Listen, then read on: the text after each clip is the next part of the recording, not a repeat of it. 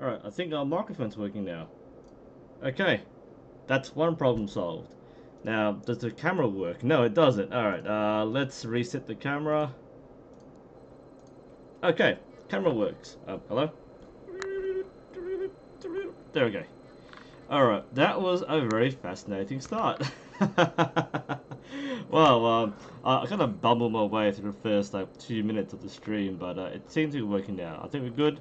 Yep, the camera angle's fine. So we have this fascinating thing where, like, I've got this very sensitive USB cable, right? And if I touch it, it freezes the camera. I'm not sure if the USB slot's broken or the camera got spilled with coffee or something, but something is happening there. And for some reason, the microphone wasn't working. So we had to go through the whole fancy tech solution of turning it off and turning it back on again, or unplugging it, or whatever. But hello to people, welcome back. I guess that wasn't much of a miss just because it takes like 5 minutes or 20 minutes for people to get in anyway. So now that we've had that debacle over, welcome to the stream. So for those of us new to the channel, this is the monthly, I should clarify, the Archery Q&A, but people ask me anything anyway. So, we are live again. I was just sharing a story which nobody heard. That we had a shoot today. The club has a seasonal competition. It's meant to be a summer shoot. So we run rounds every week, and every season we have a special competition or tournament. Unfortunately, our club is really small. And the side effect of this is it's very hard to get a turnout for any event, let alone any regular shoot, but even a big competition like club championship, we get hardly any turnout. So it's a bit depressing. Let me just change the camera angle a bit here, just because I think the distant background is a little annoying. Oh, I'm gonna drop these down. Oh, there we go. Okay, that's good enough. So the we had a turnout of three. We've got around 30 in the club. I think 15 are active, but three turned up, and it was a little demoralizing. Just because we organise these things, and when people don't turn up, it's kind of like what's the point of running it. The funny thing was that the three of us, well, we have one compound shooter, one recurve shooter, and one barebow shooter. So technically, we all won our division. I guess. Wasn't really a great competition. I mean, it was just the three of us shooting our own division. It was fun. Pretty warm day. I didn't shoot that well. I had a few equipment problems and some weird shots. I just haven't done distance shooting for quite a while. But nonetheless, we did the shoot. Any reason to shoot is a good reason to shoot, unless you're a police officer. But it was a good chance to get some range time and work in some conditioning. Big thing to talk about is quite simply when you get out of the momentum of training, it's very hard to pick it back up. If you only do once a week, it's very hard to escalate the training schedule. If you do it like 3 or 4 times a week, it's quite easy to tone down and pick it back up. But if you drop like a few days, or you don't do it regularly enough, it's very hard to build conditioning. That's what I'm finding right now is I'm skipping too many days too often, and I'm not in the right condition to shoot often. But that's today. We've recovered mostly from the heat. It was fairly warm today. And here we are to our Q&A. So let's grab a few quick questions from chat. So as usual, if you want to ask me a question, tag my name, use @NUSensei. I should point out, if you can't see already, I have the check mark. So make sure you type that in chat. I have a check mark in live chat. There you go. So not only am I gold, I also have a check mark. So if you're gonna type anything, then just feel free to at me. The whirring sound actually my air conditioner. It is a little warm here. Let me just turn it off. But it's cool as it is. There we go. That's our thing down. So let's go through some questions. Yep, sound's back up now. Morning to everybody, or evening, or whatever. Mudathia has a question. Are there any weightlifting exercises that we can start to do as part of a routine to strengthen archery? I wouldn't really recommend weight training. I mean, you can do exercises. I believe Hoyt Archery has a few videos on weight training exercises, but to start off with archery, you don't really need weight training. Weight training may be it may be helpful if you're working up in draw weight, but if you are just starting out, it's more about technique rather than strength, and eventually you get used to doing exercises which will boost conditioning and so on. Byron was talking my scorecard. Interesting. There's some funny stories of scorecard there. I think the miss that you might see was a very strange miss. It's something. I think my arrow came off the string and it clanged off the riser, so it kind of went down this weird zigzag, like 15 meters short. So it was pretty. It took a while to get used to the sight picture, I think. What happened for me was I haven't shot distance like frequently enough to kind of recover my sight picture, so I was having a lot of trouble aligning and pushing through it. That takes a lot of practice. So that's what I need to work on coming soon. Other quick questions from Panda Moon. What are you planning for future videos? That's a pretty big question.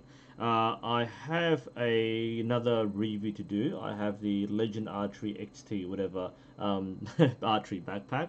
I did the quivers just before, so I have the backpack to do. It's a little tough to finish because I have to move everything over from one case to another. I might use this one as my actual case because it's light and more portable. But I would probably need to do that. I'm also working on an art video. In fact, two. The main one I'm working on it's actually a collaboration, but the one I'm working on is mistakes in artwork. So for people who are illustrating archers and bows, I'll be going through different mistakes which may be made by artists, including the shape of the bow, the elastic band bowstring issue, which side of the bow to put on, and so on. So there are quite a few topics to cover there. I've got a bunch of history topics as well. But that's like I'm working now. I'm back in my day job, so trying to get through things is quite tough. Trying to escalate my training schedule and film things. It's kind of like my mindset on one thing and not the other. It's kind of hard to kind of tone back and do both. But hopefully we get more time to do that as we go along.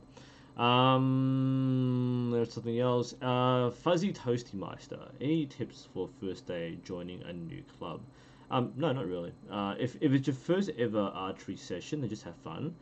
If you're joining a club and you're already an archer, then just have fun, I guess. I mean, there's no like expectation. There's nothing you would really need to know. Just join the club, kind of figure out what's going on. If you're learning archery, then just learn from the instructors and enjoy yourselves, and especially talk to people. Most people at clubs are very passionate about what they do in archery, and they're more than happy to share. I mean, I've had, of course, as a club coach, people talk to me all the time, but we are so happy to share. We want people to talk to us and ask us. We want to share our knowledge and get people up and going. Couple of anecdotes this week. We had one of our new club members. He bought a SF Optimo on eBay recently, and he didn't shoot on the Saturday mornings with us because he can't turn up, but he does come the afternoons by himself. So I don't have his contact details, so I don't know if he's turning up, so I tend to leave early, but I was hanging back at the club for a bit, and he was there. And yeah, he's shooting the Optimo Plus with sight, no stabilizers, and he bought his stuff off eBay. It's £30. He's a fairly middle-aged man, so he doesn't have the archery muscles. But what he was actually getting into was, I was watching him from far away, and I came towards him, and he was really struggling pulling his bow, and his arrows coming off the rest. So there were some issues there. And it was immediately obvious that his arrows were far too short, and they were like an inch too short, so he couldn't pull it back all the way because these were the second-hand arrows which he bought from the kit on eBay. The bow was fine; it was well used, but the Optimo is a fine bow. But the arrows being too short completely messed him up. You can't shoot a bow when the arrows are too short. It's dangerous because the arrows will come off and you shoot your own hand. That's dangerous. But at the same time, he just couldn't have good technique, and he was shooting at 30 meters. He was kind of pushing the distance and was missing half his shots. So I went over to him and I examined him as a coach, and I said, "Like, show me your shooting." And he tried to pull back, and I mean, no, your arrow's too short. You just can't use these arrows. He was using a 30-pound bow. I have a full set of a dozen Eastern Apollos, which I had made up for my own 30-pound bow or 32-pound bow. I was planning on using the toe point for bear bow, which I haven't done yet. So I've got 12 arrows, which will probably come out decently out of his 30-pound bow. So I went to my car, just like a 5-minute walk away, which is quite an effort. Walked back, gave him the arrows, said, use these. They were just the right length, exactly the right length. So that was a big boon. He could finally anchor, and that changed his shooting completely. Just having the right length arrows, which weren't too short, being able to anchor adds some consistency. We moved him back to 10 meters, and we taught him how to use the sight. And unfortunately, the sight was too the SF Optima, the window is too small for a sight, so it kind of blocks it, but he figured out anyway. So we taught him how to anchor, we taught him string the nose, and that was all he learned. Well, for the half an hour I stayed with him, was just string on the nose, anchor, anchor, string on nose. Because as with many beginners, he would continue to tilt his head backwards, because that's what you do as a beginner. You go, oh, pull back. I said, no, head down, string on nose. That's the only thing I said to him, was a string on nose. And he reached huge milestones. He was grouping a little to the right, but we're going to shift to the left. And at 10 meters, he got 12 in the goal consecutive. And that was such a huge morale boost for him as a beginner, because now it wasn't so much about being random in the shot process, but being able to control where the arrow will land within a reasonable grouping. So he was stoked, and we moved back to 20 meters, and he did quite well, and went back up to 30 meters. And I think it's a bit too soon for 30 meters, but he started the session in the morning shooting too far, without knowing how to shoot, without knowing the right arrow length. But having given a crash course on draw length and anchor, when he back to 30 meters, he didn't miss a single shot. He got everything in the red, and for him, having done archery for like a month, that was like a huge personal milestone. And that to me was an example of what a club will do for you if you have the right passionate people.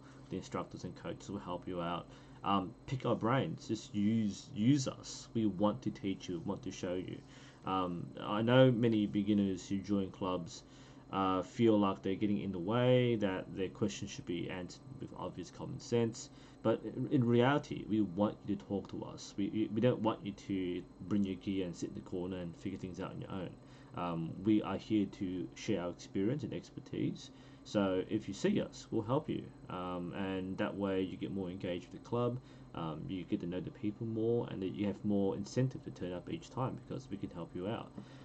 That's what I would recommend for you, is be active in using the club and its people and its resources and facilities to the maximum. Jerry Boney, do I worry about demonetization? Okay, so I've been following the whole demonetization thing, the Adpocalypse 3.0, and firstly, well, YouTube has some pretty weird problems, not unexpected.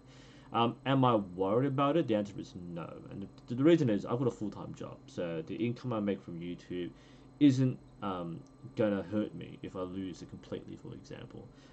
What I do make is a nice bonus on top of what I already make as a full-time job, but I'm not cutting back any hours anyway, so it doesn't affect me personally.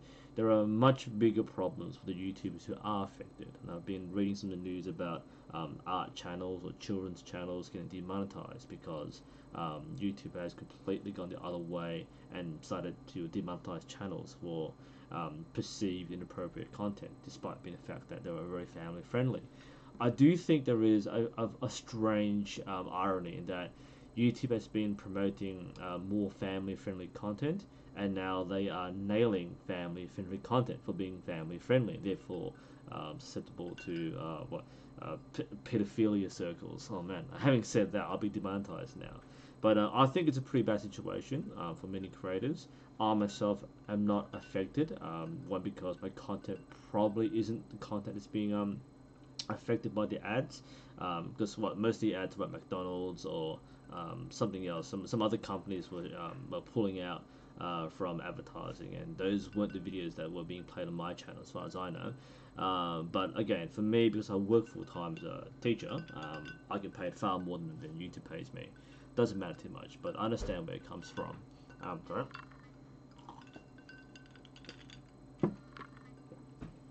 It's warm, so I do need to hydrate. Let's see. Connor Jones, what brands would you recommend for good quality below price horse bows? Oh, okay, horse bows. Well, all right, brands. Depends on what kind of horse bow. Okay. Some quick things off the top of my head. Istvan Toth has some pretty moderate range stuff. Do you want low price? Good quality but low price. You could go for some of the Chinese brands, okay? So the Junsing Bros, for example. Also the Mandarin Duck. I mean, the one I have over here. I'm gonna trash lying around. So let me pick something up.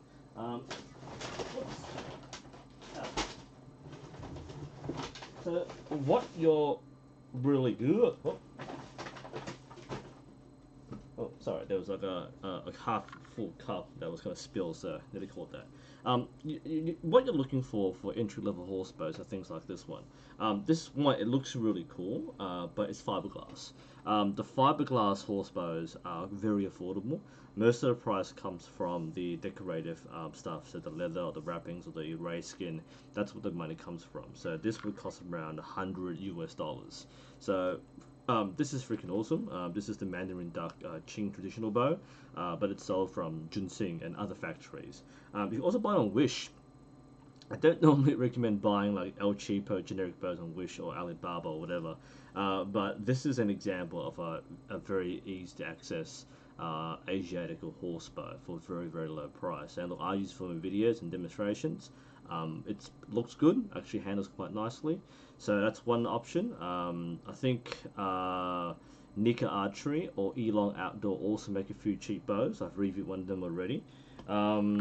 If you're looking at something a bit more upscale, things like Taurus, they are a Chinese bow, a Chinese style bow, and Spearman is a little higher up there. Why you mention it? Because this is from Cinnabar Bow. I recommend checking it out, Cinnabar Bow.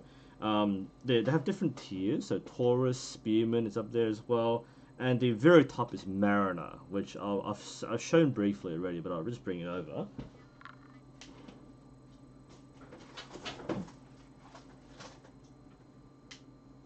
I got too much crap lying around. That's the Mariner. So this is, he's going to sit you back around like $700, $800 US. Whoops, yeah, I need to be safe. Flying around. Don't swing bows around the house. That doesn't end very well. Okay, all good. Okay, that's the Mariner. That's upside down too. Let's kind of reverse that. So this is the Mariner. This is a laminated wood bow. So this is what you're spending big money on if you're looking at spending on horse bows. So the cheap bows are going to be fiberglass, if not cheap wood or fiberglass laminate. This is handmade wood laminate. You can see that is a pretty bow, full stop. So that's top dollar.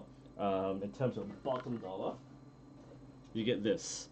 And honestly, that's not a bad deal. Again, $100 US will get you something like this. You can buy it off Wish, you can buy it off eBay. So if you're just getting into horse archery or thumb draws or Asiatic archery, these are fairly good starting points. Going through the next question, Mudathi again, at what age can we safely introduce children to archery? I'd say, look, our club has 10 years old, mostly because our bows are like 15 pounds. So any younger and they struggle with the equipment, you can get lighter bows, like 12-pound bows or 10-pound bows. If you can do that, then you can get, like say, 6 to 8 years old. The main thing is safety and supervision. The bows can be, you can buy a very light bow, but you need the right patience, guidance, and supervision for the child to do archery safely. That's more of a supervision thing rather than a physical capability. Panda Moonman, have you ever had a break from archery? As in, have I taken leave of archery? I suppose so, not officially, but a soft break. We've had things like the club being shut down for a few seasons due to a safety issue. I've been on and off with gout the last year, so I've had a bit of a minor break. I'd say I've had too many unofficial soft breaks, and a lot of it's necessary because mentally, if you don't get into it, the more you do it, the more you get tired of it. So I've probably had a few mental breaks from archery. I spent more time doing things like coaching, for example, to kind of reinvigorate that passion. But yeah, I've had more than my share of breaks in my training. If I had actually consistently trained for the 7 years I'm doing archery, I might be more successful as an archer. But I've just been going on and off. It's been hard for me to sustain motivation when a lot of things happen in real life, especially in running a club. That's what really drags you down. The archery itself is really fun, but the admin, the coaching side really takes a lot out of you. John Shepherd, what do you think about shorter hunting bows like the Black Hunter for beginners? I've got it right here, in fact. The Black Hunter, well, since you mentioned the Black Hunter, crap, how many bows do I have lying around?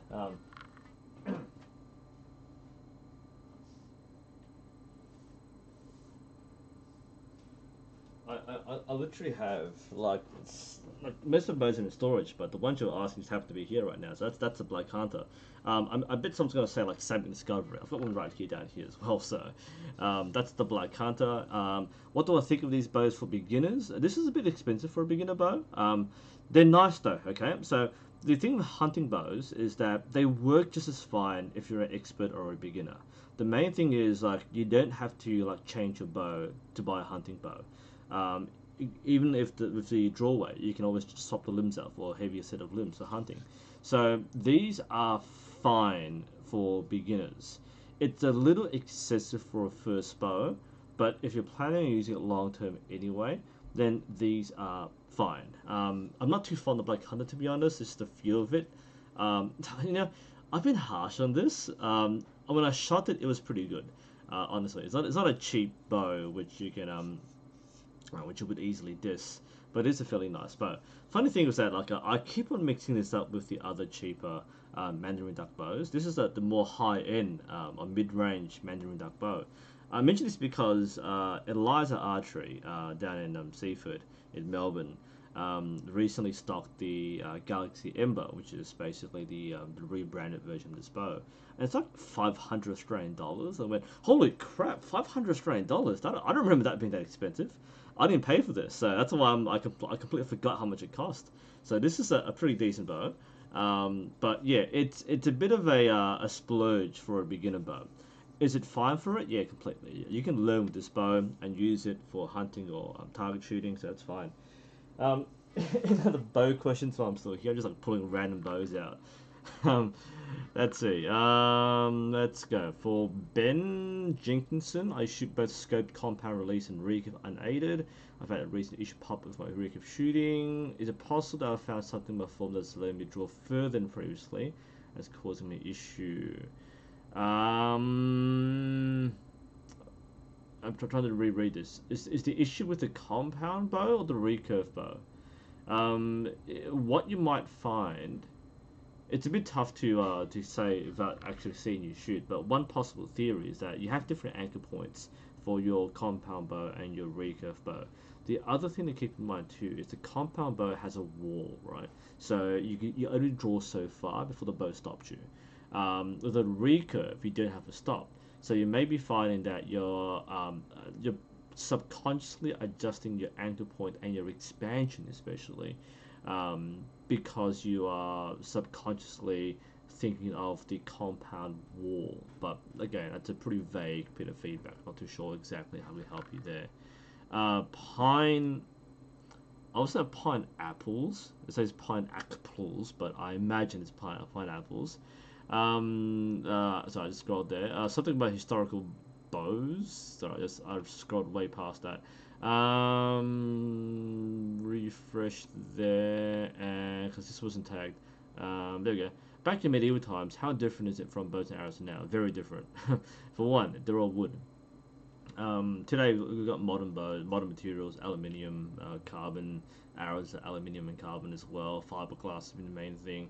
Biggest thing is simply the bows today are machine manufactured, so they're more high quality with better engineering, more ergonomics, high performance, more consistency.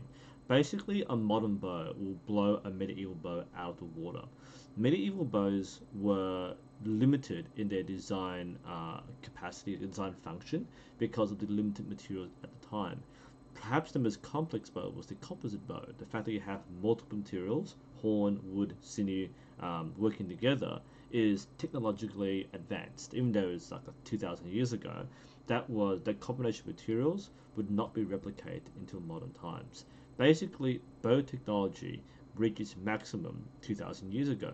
The English longbow isn't a revolutionary design. It's basically a very, very thick stick made of yew or ash. So that you had to use excessive power or poundage in order to achieve the result that a modern bow can achieve half the weight.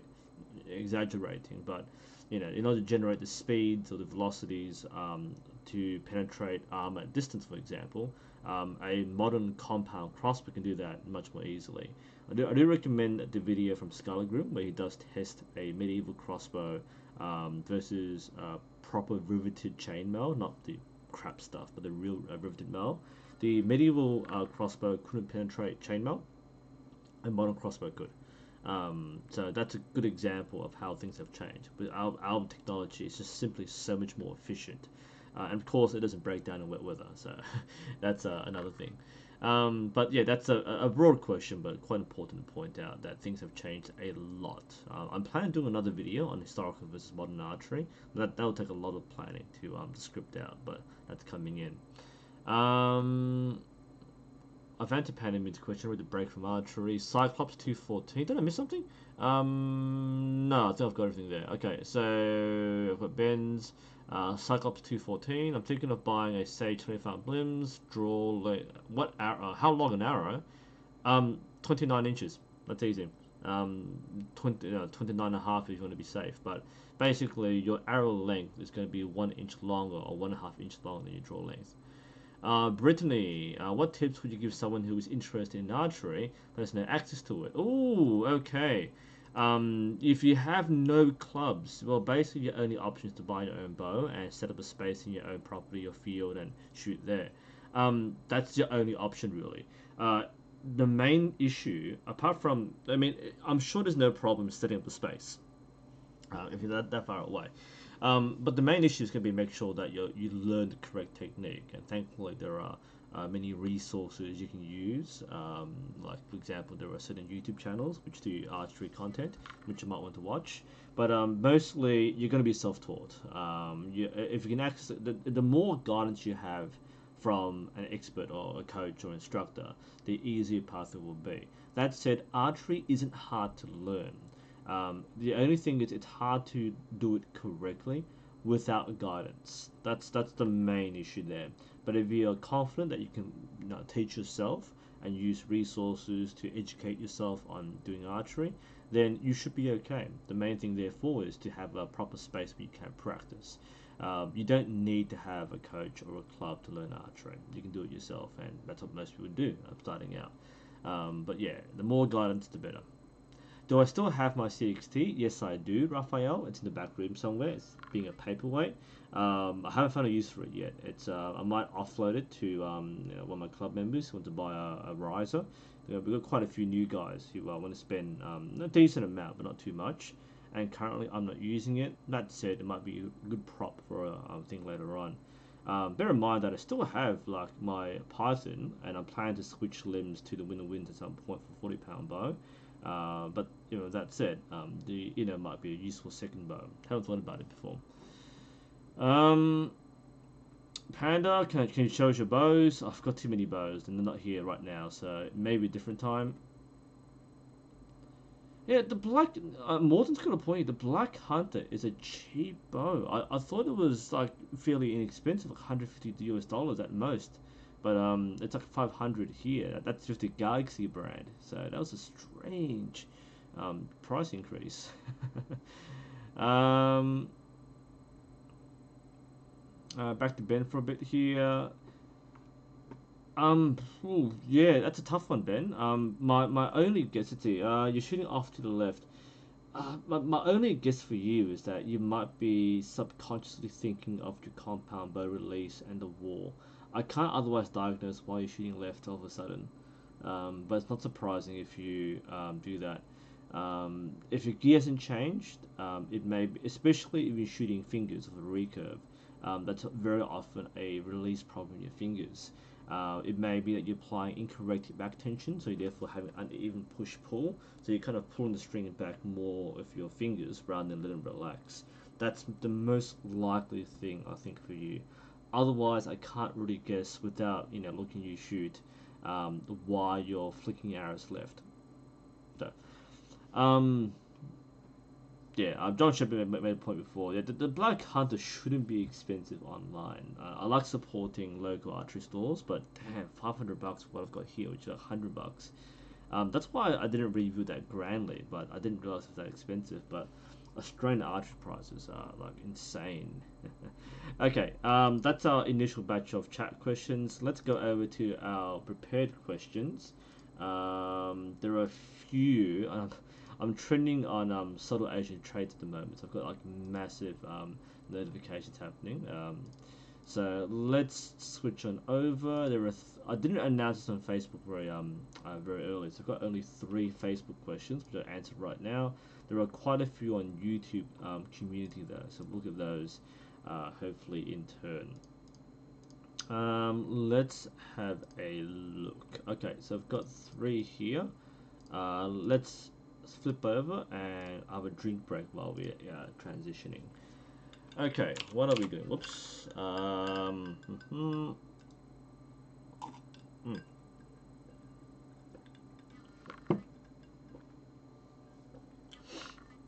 Okay, so first one comes from Keith. Oh man, it's a hard question.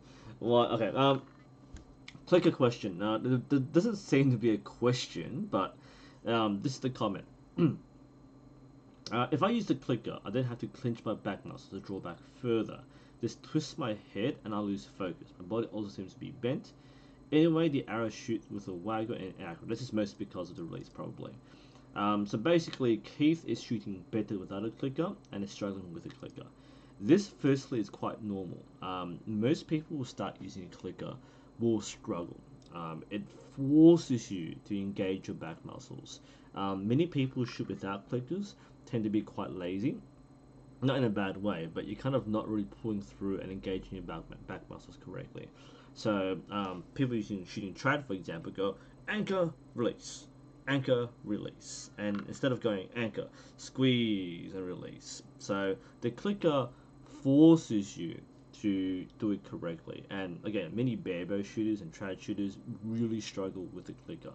That said, when you push through and you master that back tension and that engagement, then you execute much cleaner shots. It's a superior, consistent form of shooting with more power, more efficiency. It's a much better way of shooting. So, if the issues with the clicker, and this is especially if you're being coached, get your coach to smack you around. If you're not being coached, this is very difficult to self-diagnose. What I can say remotely is your head should not be moving if you're engaging your back muscles. If you're squeezing, then there shouldn't be any head movement. That's way too much strain. And a possibility may be that your clicker length is wrong. I can't say for sure right now. But if your clicker is too far in and you have to overstrain to get through the clicker by going like that, then you might want to bring the clicker out a bit so there's less engagement. The final activation of the clicker is a very subtle internal movement. It should be slight squeeze, just a very slight squeeze. It should be a full expansion, a full draw, then a slight squeeze. If you're just starting out, you might need a bit more of a run up, I guess, so you can go through a bit more motion, but there shouldn't be much motion, if any. There shouldn't be any perceived motion. If you look at the way the top archers shoot, there's basically no movement to get through the clicker. It's that close on. So that may be the cause, Keith, of you struggling with the clicker, especially if the head moving or having to bend out of shape to get the click to activate. It may be clicker length. Now, I could be completely wrong, of course, because I'm not seeing you shoot, But that's what I would diagnose based on the description. Just gonna flick back to chat for a bit here. There are a couple of questions. I had a question from Russian. I can't read Cyrillic, unfortunately. But is that Vasily? I can't read your name. But are there any bows that look like horsemen's bows, but are made from modern materials and according to modern technologies? Let me read that. So that look like horse bows, but are made from modern materials. Yeah, that's basically what we said before, right? So we have basically these bows. So these bows are fiberglass. This is the modern technology. Are you talking about things like carbon? Then the answer is yes. Let me show you. We have. I mean, actually, the geez, how many bows lying around? The Mariner Ming Moon. You have the option of adding carbon as a layer on top of the wood, so it does implement carbon as material. So that's an example. But the Mariner bow is an example too. So, oops, sorry, man, I'm chucking like $100,000 bows here. Yeah, Ming Mongo is a good point here, but do check Herman for more comprehensive horsebow reviews. I just want to show what I'm talking about in terms of a possibility. So I've got the Mariner or the Cinnabar bow website on right now. There are many examples of modern bows made in traditional methods. So let's have a quick flick through, switcheroo. So that's what I've got here. The Ming 4 is what I have. You have quite a few options. There's a whole brochure about this. But the Ming Moon 5 gets interesting because this is an aluminium alloy, CNC machined, and it's a takedown horsebow. Okay, come on, that is cool. I would buy one of these, honestly. Okay, I would review one of these, honestly. This is quite an expensive bow, but look at hey, is that a jabbernaut? That's awesome. That's a really Asian look. So that is whoa. Okay, I haven't seen this in person, but that's what you're looking for, right? It's a modern CNC machine aluminium horsebow, made by Mariner, of course. So the answer is yes.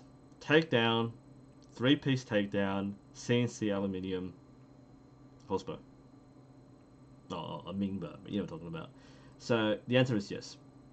That's pretty cool. You can see all the that's really neat. You can see the attachment point there. That's very much a machined aluminium piece. So yeah, absolutely, absolutely. Where we go. And there are others, of course, but that's the one I was thinking of. I think people wanted to buy, but holy crap, that thing is not cheap. Mariner is the brand. People always told me to buy a Mariner since I'm shooting thumb draw. I now have a Mariner, which I haven't shot yet. I didn't get some special arrows for my bows. My arrows are too light, but that is excellent. That should be a question there. Yeah, that's a modern. That's a horseman's bow with modern machining and modern materials and modern methods. Oh. They find it amazing how we can be such a big nexus for archery styles. And now I started as an Olympic archery channel. I normally bring my Mongolian bow out to the range and I'm doing the come and try program because like people are used to seeing like the Robin Hood style bows or the Western bows. So when I'm training other people, I normally bring my Eastern bow to showcase a different style of archery. And we're doing like the multiple arrows in the hand loading and from the quiver. I shouldn't be crap that day, but it was a beautiful demonstration. Everyone's curious about this bow I was holding. And that's the key, is to make sure people are always engaged and interested. Even though they might not do that kind of archery, you want to make sure that they are interested in what you are showcasing. Let's get to our next Facebook question and see that my chat's going crazy because of the Southern Asian traits. Shout out to our Southern Asian traits there. We got Sami from Finland. What is the right way to tilt the upper body on longer shots? This is a very good question. Is it before, during, or after the draw? So how do you lean into the shot, or for the shot? You tilt back. So firstly, you're not lowering or lifting your bow. That's the first part. So of course, as most of us know, you bend at the waist. Now, when do you do so? That's a very good question. I find myself doing so as I draw. All right, it might be as I get the anchor point and then I do that. There's no one correct way. I think naturally we're inclined to your sight's on target, right? So you draw anchor and then like that. I think that's the timing which most people would do. Um, I think if you're only shooting one distance like 70 meters, you get used to which position you're in anyway. So you kind of already go, whoop, that's what you're doing all day. So you should feel it in like the lower part of your back. It's why with long distance archery it might be somewhat easier than short distance, because it's a bit easy to engage the correct muscles in the back. Whereas at short distance, you kind of a bit more pressure in the front shoulder, trying to pull it back down. It's a bit too short. But yeah, I think that's something. Either you're already in position, leaning back and drawing, or if you have to correct your reference point, you would draw and then lift up. But that depends on your experience and what you're used to. The last question from the Facebook set is from Frank. Two questions. When shooting compound, I can't answer this question unfortunately, but someone in chat probably could. What is the ideal weight of the arrow? Okay, sorry. This is not the compound question. The compound has an ideal weight for the arrow. Recurve, this is not so important. And the main reason is because the recurve bows are more forgiving in terms of how much power or energy the bow has. For the the compound bows, if you have a light arrow, the arrow will shatter in flight, basically. And the same is actually more similar. The problem for the bow, hang on, let me just try right. If the arrow is too light, the bow will explode. That's what I'm talking about. Sorry, the arrow itself might be bad, but the bow will explode. Does recurve have the same problem? Yes. Too light an arrow, and you're basically dry firing the bow. Now, most commercial arrows are completely fine from most recurve bows. Having said that, the Mariner bow, which I was mentioned before, so this bow, it is recommended to be shot with like a 200 grain arrow. So otherwise, you may cause damage to the laminated layers. So effectively, yes, that the guideline is still in place. Like I said, most bows today are manufactured, especially from modern materials like fiberglass or carbon. They're manufactured with very high tolerances, so therefore you don't need to worry too much about using too light an arrow. But do be careful if you're using like traditional wood or laminate wood.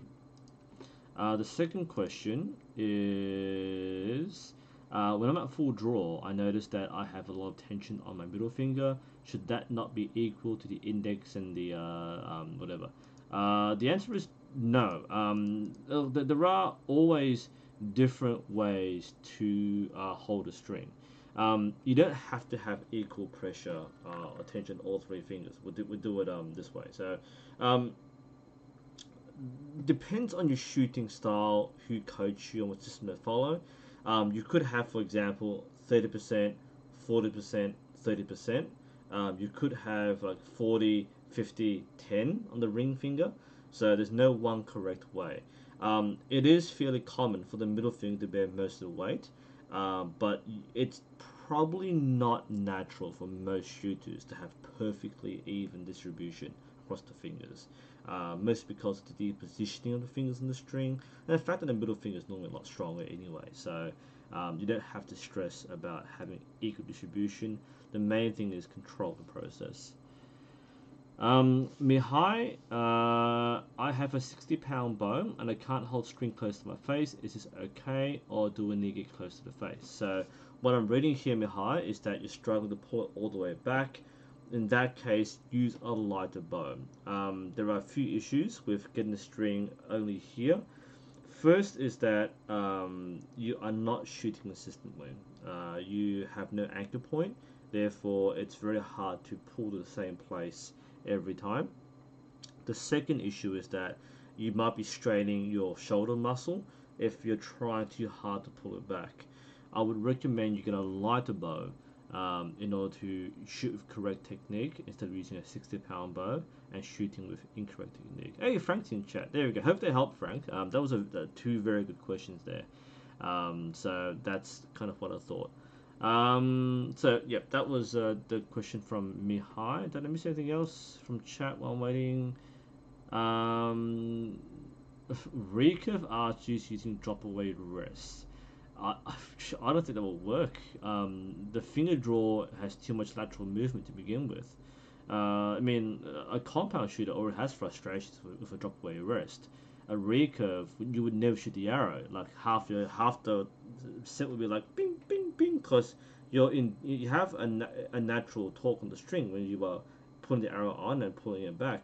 Very hard to get the arrow to stay on the drop away rest. How do you find correct brace height if you have a new string? You might firstly follow the manufacturer recommendations in the manual, but start from, it depends on your bow. Start within the recommended brace height from the manufacturer and then tune from there. You will get the correct brace height mostly by ear. So if it sounds nice, then it's probably right. I mean, sometimes just ask, right? Especially if someone who's already tuned a similar riser or the same riser, then they can tell you the answer right away if it worked for them, and then you can adjust. For me, I used to chase a Python. The owner of Chaser said 9-inch. I went, okay, put on 9-inch, beautiful. Right, before it was like 8.5-inch, it was too loud, and 9-inch, boom, beautiful. So, hey, it's Kang, your Lee's brother. I'm sorry to hear that. Next question. We're gonna go over to the YouTube set now. Oh man, I'm still trending on subtle Asian traits. Let's close that. Let's go to our YouTube set. So we've been streaming for like nearly an hour, so let's kind of fly through too many. Most of these are the same, so we'll fly through these. Fighting for England. Can you suggest an efficient way of practicing back tension without having a bow set up? Yes, use stretching bands. If you want to use back tension without using a bow, stretching band, use latex or TheraBand. Barring that, use the commercial stretching bands. The Saunders Power Pull. Again, I'll bring my bow trainer out. Bing. Oh man, I've got like 4 bows lying here. Another option is these training bands. This is the bow trainer. Check out my review on this already. These things are perfect for training back tension and conditioning without the bow. Basically, you have bands with different draw weights. You can use multiple bands, for example. And there are exercise routines which you can follow, and they can be very helpful. And by the way, if you're an archer who has some semblance of wanting to be improving, then you need some kind of between archery training. This is why things like this are really, really, really useful. So highly recommend that. Okay, so if you can't train with your bow, then use stretching band. If you can, even better. Otherwise, stretching band. Next question. We're gonna fly through this. Is it possible to shoot an arrow the way the Green Arrow does in TV show with a left-handed bow? I haven't seen this scene. If someone can show me what it is, I can comment. But I haven't seen Green Arrow or Arrow the TV series. The most efficient way to hold your arrows? Define efficient, right? Do you mean like the fastest way to load arrows or knock arrows? If you're talking about the fastest way to knock arrows would be having the arrows between your fingers and then using like a Slavic draw or Persian draw, like what Lars Azin does. I mean, he holds the record for the fastest shooting, so if you're purely looking at speed, that's probably the fastest way to load. Apart from that, the only other ways would be to do the Turkish style or the Arabic style. So you have the arrows. I need arrows to kind of point this out. Definitely arrows here. I should have at least one arrow. Here we go. Alright, I've got at least one arrow here. So let's make more sense of this. So I have a bow here. Okay, so I've got a bow. I've got one arrow. So I think the fastest method, the most efficient for loading, would be what Robin Hood does in the, well, Taron Egan does in the Robin Hood movie, which Lars Anderson taught. That would be kind of when you hold multiple arrows like upwards, and you knock them, and then you pull them back and let go. That's probably the fastest method. The other methods are pretty fast as well. One way is to hold the arrows in the string hand, like this, and then load them through like that. Or you have the what's commonly seen in Ottoman styles, where you have the arrows pointed this way. Those 3 methods are outlined in Arab archery, so they are well known at least in traditional circles, techniques of holding arrows in the string hand. The Kashai style of horse archery holds the arrows in the bow hand. That is also very fast if you practice, though historically that would have been criticized because you lose strength in the bow grip because you're holding too many arrows. But basically, apart from what Lars Anderson does in terms of doing half draws and quick knocking, most styles of knocking the arrow cap out at around 1.5 seconds per shot. So you can't really get much more efficient than that. So there's no real one most efficient method in terms of speed. Alright? In terms of efficiency, like the least effort, quiver easily. At the waist, at the hip, a hip quiver, either pointing forward or backward, would have been the most efficient way to carry arrows to use because you're not using as much dexterity or effort or energy to reach around and or knock arrows very quickly. So a bit of a loaded question there because not really clear what you mean exactly, but that's kind of my response to that one. The last question there was, does it matter if you have a bow that can shoot in both left hands? No. Like, again, I'm not sure exactly what it is that you're talking about in terms of efficiency. It might be arrow specific, I'm not sure. But again, most traditional bows, whether it's European longbows or like Asiatic bows, they have no sides. They're meant to be shot with both hands, so that's completely fine. It's only modern bows with the window cut out, either it's modern American longbow or modern longbow or modern recurve, they have sides. But traditional bows don't. So does it matter? No, you shoot just the same either way. But you don't have that advantage to window. There are advantages to having a specialized bow, but it doesn't mean that you're at a disadvantage for not having a modern cutout. So John and Lars Anderson, yeah. Questions from here. What else is here? Blah. Jacqueline, beginner archer, 26-inch bow, weight 30 pound. What sort of arrow for target? I recommend you check up an arrow chart. Nathan, I think you already got on there, so search up arrow charts. The thing is that, like, when people ask, and I think that's already answered the question here, when people ask what arrow should I use for this bow, this draw, this length, I have to look it up. I don't memorize like 20,000 different arrow combinations, okay? All shops, all experts, all manufacturers will look up a chart and they'll get the best match. Now, with some experience, you might have a better knowledge of exactly which arrow to use. For example, if you mention things like, you know, what ACE should I use or what X10 should I use for a 30-pound bow, I might have a better idea because I use these arrows myself. But like, it's a very broad question with a very simple answer. Check our arrow chart, you will find a very close match if you check the arrow charts. That's the reason why I haven't actually made a video on how to pick arrows, because it's so easy to show, and I show this like 3 times every like live stream to choose an arrow from a chart. But yeah, thanks to chat and especially for I think Nathan for helping out there. That's very nice to get people these small questions. Ibina, I want to buy new limbs. Uka or Win-Win? Win-Win is easy to get. Uka is very nice. Uka's main appeal is their all carbon design, which they're actually quite efficient. They've got a lot more punch to them. From what my experience is, they're very punchy. They've got good efficiency despite having a short draw. The Win-Win ones are better.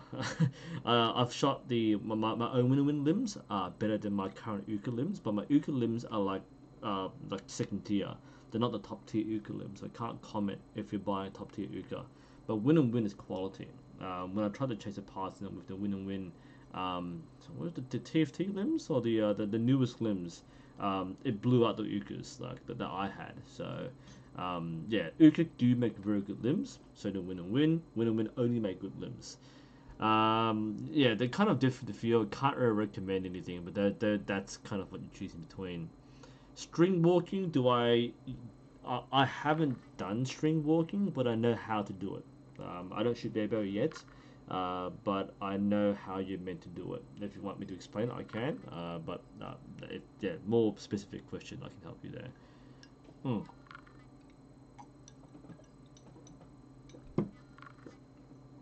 Um, well, yeah, character. Let's go. Yeah, no, winner wins are really smooth. Absolutely. Okay, next question. Well, should have been one. Trenton, is it? Oh, did that?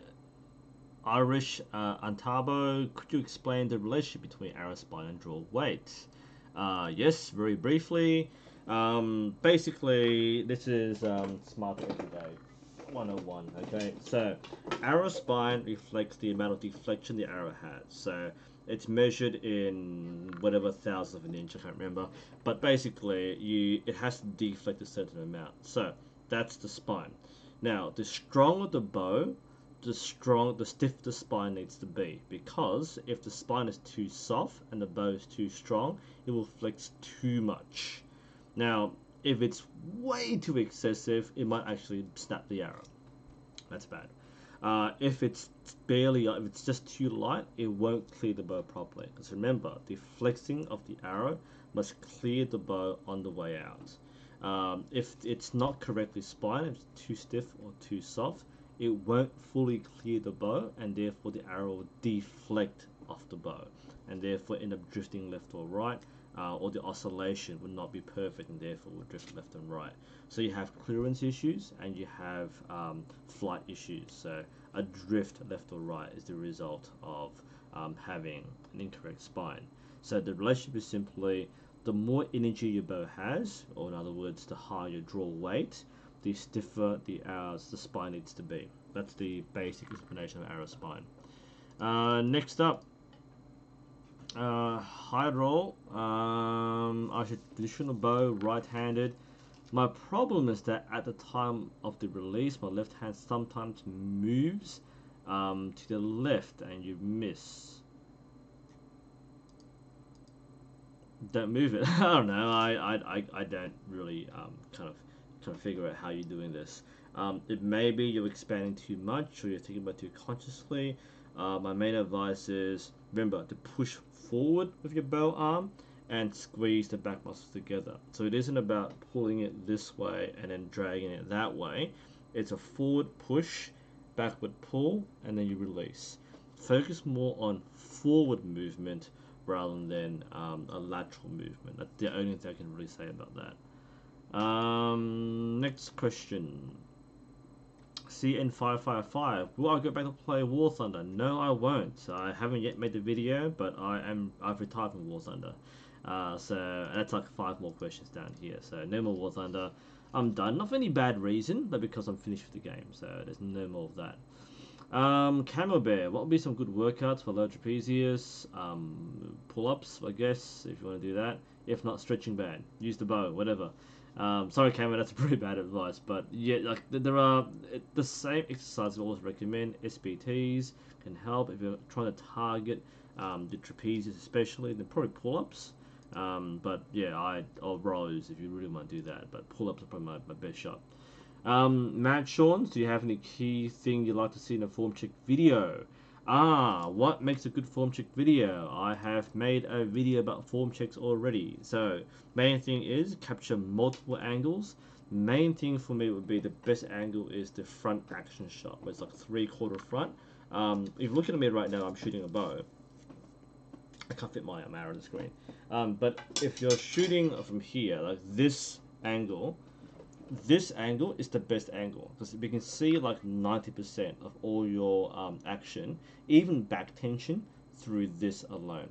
Okay, if you're only going to do one thing, this angle. Don't give me some crappy like behind the back angle. If I don't see this will tell me anchor point. This will tell me draw, expansion, and back tension. That's really the main thing. The back view can help as well. The best other view would be like above the head. I think Sammy had a setup where his club has an above the head view. That is absolutely beautiful to use.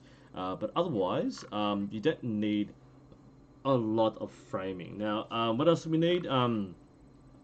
Good form checks will also have multiple shots, not one. A coach needs to see a pattern or a trend. So we see if you're doing it once or you're doing it multiple times.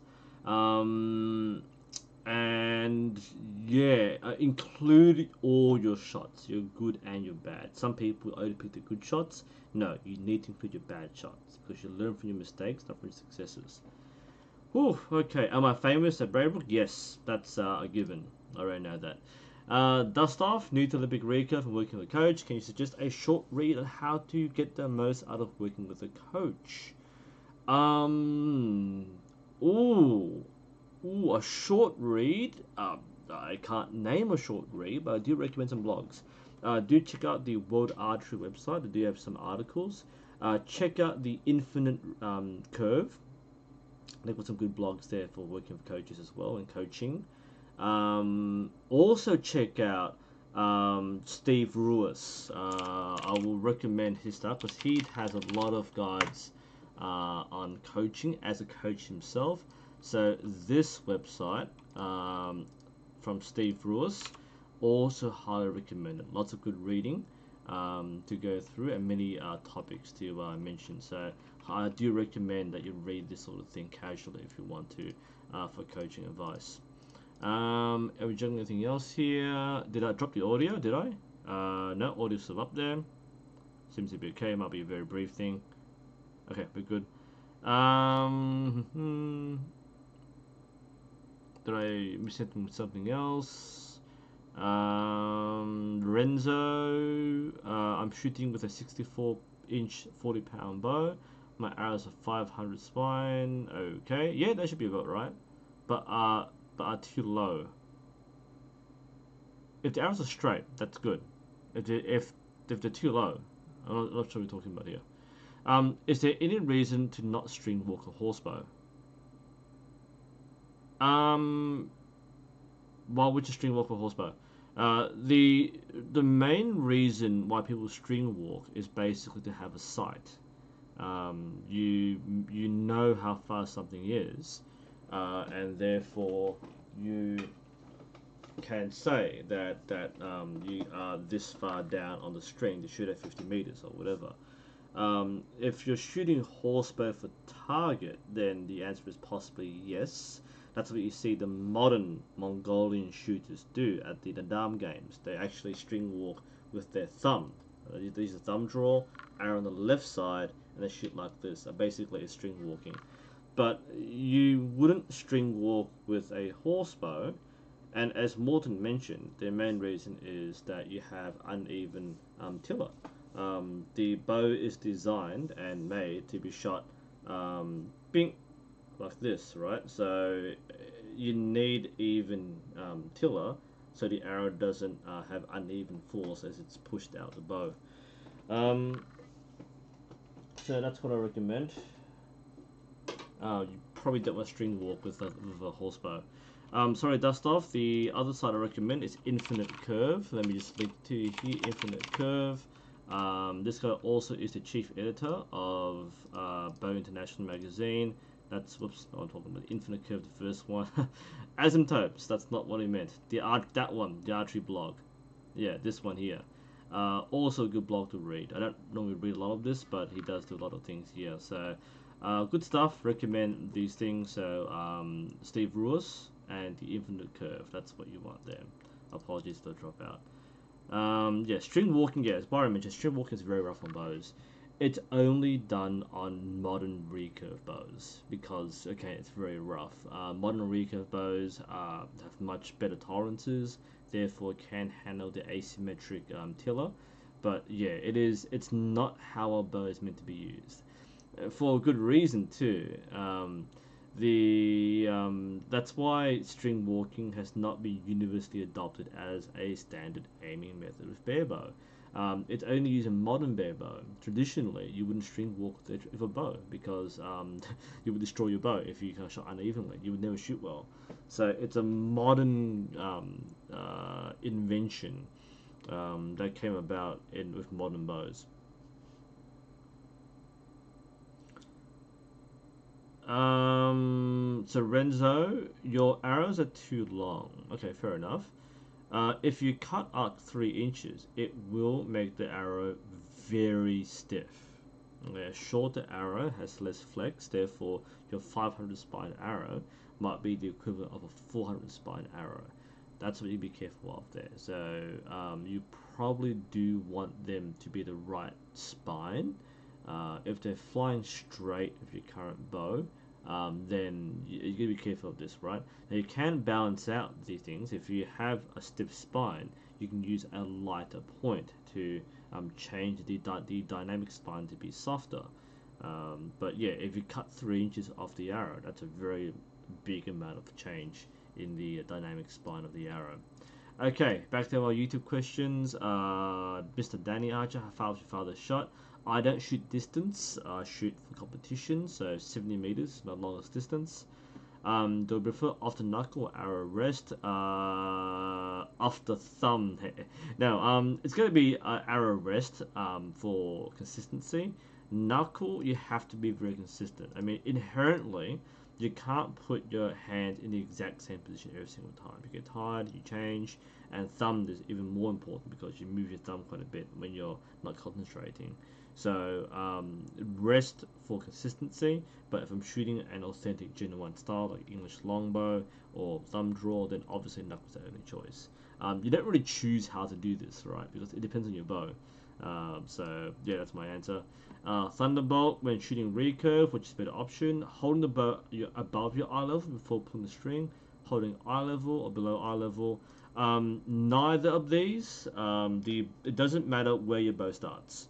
The most important thing when shooting with your bow is that you correctly load and efficiently load with your draw.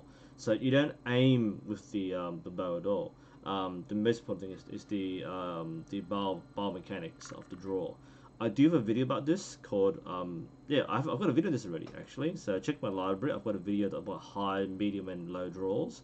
But for the most part here, it's not about like eye level or not. Most modern Olympic archers would draw above the eye or in line with the nose and eyes, so either above or in line. Main reason is you want that rotation of the draw. Of course, with like traditional Japanese style, it's very high, and many like in Korean styles also quite a high draw. But it's more to do with the bar mechanics and muscle engagement, not the aiming method. I'm not sure if you meant aiming.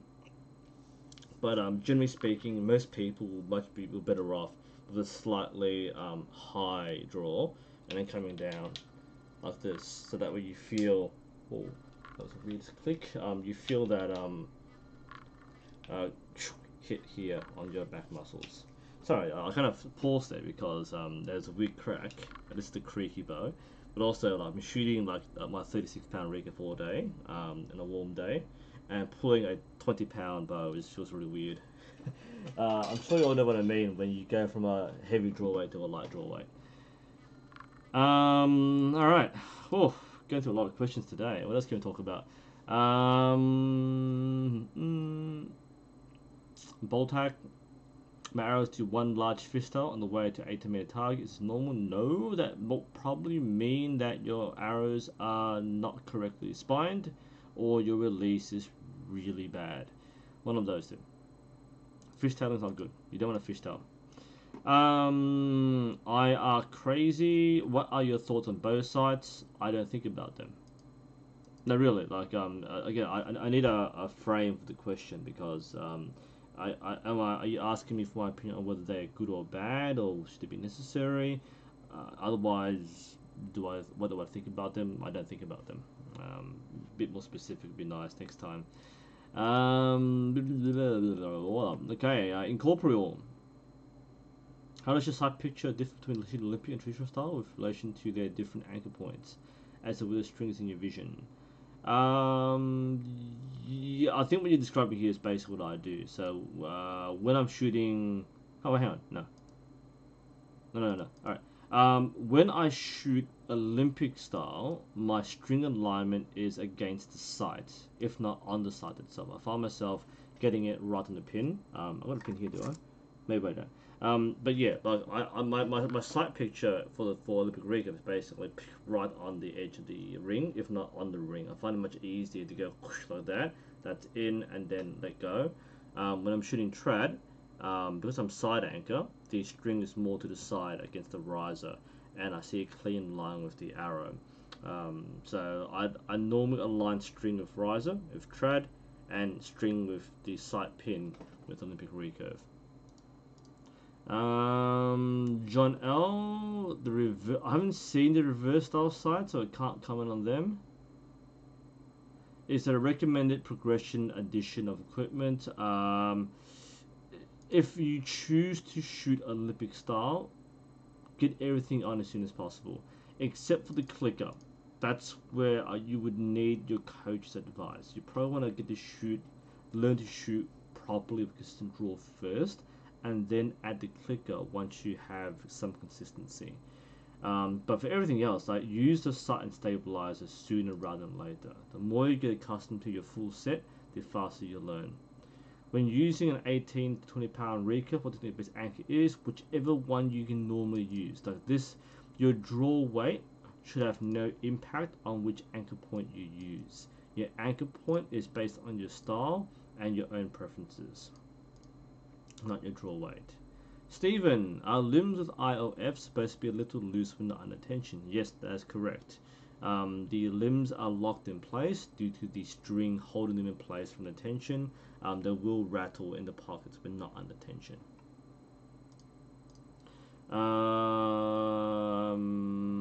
Alright, Cheese, this is probably a stupid question. War Thunder, I've retired. Boy, can I play games with random... Can I play games like random funny games? Who would watch that? Jungle Boy, would love to see more War Thunder. Well, I've retired now, so no thank you, I'm done. And not for a bad reason, but I haven't made War Thunder videos for like, what, 3-4 months now, so I'm in retirement. The game's changed since, so I need a really good reason to come out of retirement, because people generally don't like my War Thunder videos. I know you do, but jeez, man, like the amount of, like, you know, people, oh, you should play RB, you know, nah, I'm done with that. Do things to make you happy. Muslim, I think I'm going to buy the Mandarin Duck. Should I buy arrows from them? If you need arrows, sure. I would highly recommend you buy from an actual archery store, because you can match the arrows much more closely with what you need. It's like, again, like, it's not hard to buy arrows from an arrow chart. Look at my arrow chart, find your draw length, find your draw weight, buy a proper set of arrows from an archery store. You can buy the generic arrows from Mandarin Duck or any online store. You can shoot them, but that isn't necessarily going to match your bow. Is a Phantom too short? Not necessarily. If you want the Sage is a different bow entirely. It's a wooden hunting bow. Phantom is a cheap aluminium bow. They're both different things, so get the one you like more. More War Thunder? More War Thunder, no thank you. Do I do martial arts? No, I don't. More War Thunder? No thank you again. I've played the Italians like once. I'm not interested in playing War Thunder again. And finally, definitely not Don J. Oh, that was like just before. What do you think of Chinese companies? They use Toe Point. I know there's prejudice against them, but I saw the two. Okay, sorry, I'm getting tired here. All right. There is a stigma with Chinese companies.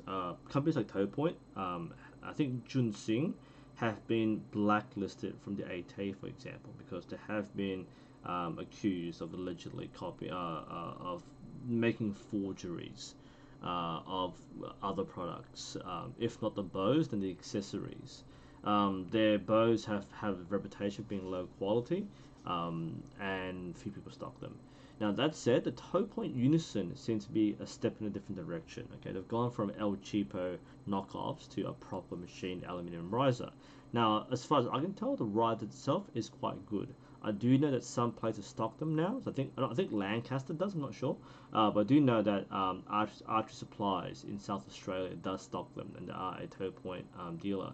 So the company itself has a reputation. It has been banned in the past from ATA, and that's where the stigma comes from.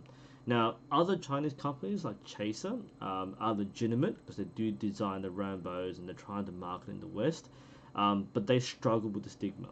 So there is a stigma. Is it well deserved? Possibly. You know, a few bad Chinese companies can ruin it for everybody else. So Chaser was struggling to get distributors outside of China. In China, they're pretty good, but outside of China, they struggle a lot. But Toe Point, look, for me, I have weird experiences. I do communicate directly with our local distributor, and it's a weird relationship. I'm not gonna get into detail, but it's a bit uncomfortable for me. But he's not the company. He's the middleman. So that's different. As a company, I don't work with Towpoint directly. I work with the distributor, and the bow itself seems fine. The accessories that I've used aren't that good, honestly. I mean, they're not knockoffs, but they're very cheap versions of popular products. So that's not illegal, but I wouldn't use them. I mean, I had my bear bow set up with the accessories, and I'm not very happy with the accessories. The plunger button, the rest they gave me, I wasn't very happy with that. But yeah, they're trying to change. Would you be judged for using it? Perhaps not. Especially the toe point. The toe point's not a bad bow, but depends on like who you're talking to. If you talk to certain like sponsored archers or shops, then there might be a different perspective. Whereas a regular shooter might not care too much. And that's the last question for the YouTube set. Phew. All right, we have 10 minutes until 11 p.m. here, so feel free to ask any last questions, and we'll address them in the live chat now. I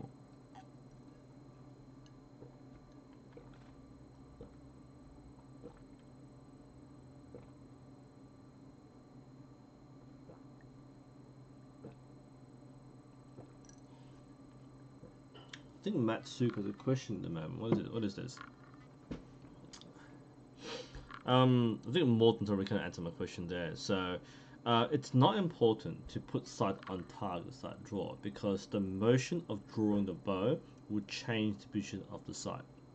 Now, if you look at things like Archery Winchester, or even Kisik Lee has the same sort of thing too.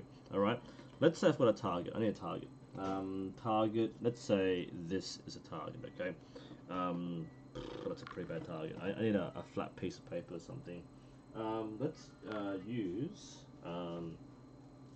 this blank piece of paper here. Okay, so let's say that's the target center.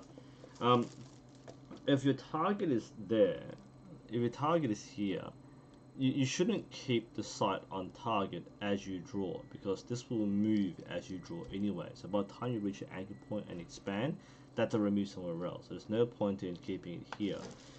The way in which, oh, hang on, I've got a target. Oh, never mind. The way in which many archers do it is they start above the target. Sorry, they start above the target, and they'll come down by the time they reach full draw. Now, some coaches and styles will go like in a crescent shape. So you might start here, and then you might drop the thing down that way or that way, whatever. But basically, start higher and then come down, because that's the natural motion of drawing a bow. Because you're doing this. You are going from here, high, or whatever. You're going there, high, and then you're going draw low and anchor. So you naturally lower your arms as you draw. My glass in the way. Draw and then lower. Keeping it here doesn't help you align your shoulders correctly. So that's probably what I recommend when shooting a target. Don't pre-aim. Is there any particular app I use? My official club uses Archer's Diary. That's the Archery Australia scoring app. It's only for Archery Australia and only for official rounds. My personal training, I use Archery Companion. It's just the easiest to use. It does have a lot of features. Unfortunately, you can't export scores and you can't pinpoint arrows, but I just use it for scoring rather than functions. I do use, I haven't recommended Ishi Archery. I haven't used it much myself, but that was a recent app. And there are a few others too, like Archery Success is also very good. But I personally use Archery Companion.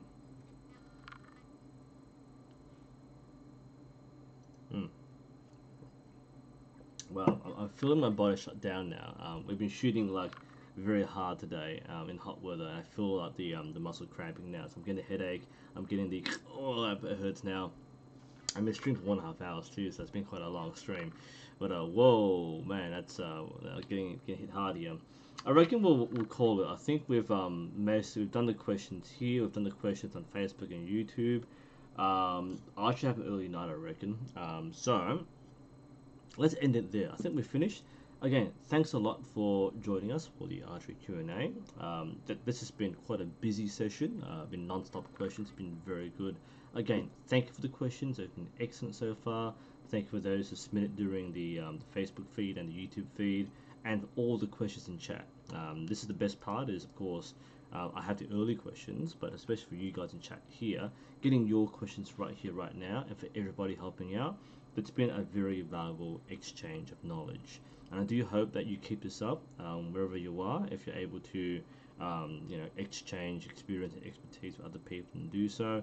That's why I still do coaching and instructing, even though I'm well past that now.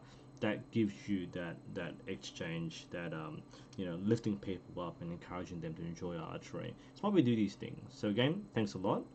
It's been fantastic seeing all of you in chat. And hopefully we'll see you all again in the next live stream. So this is NUSensei. See you next time. Oh, where's my mouse? Let's try again. I'll see you next time.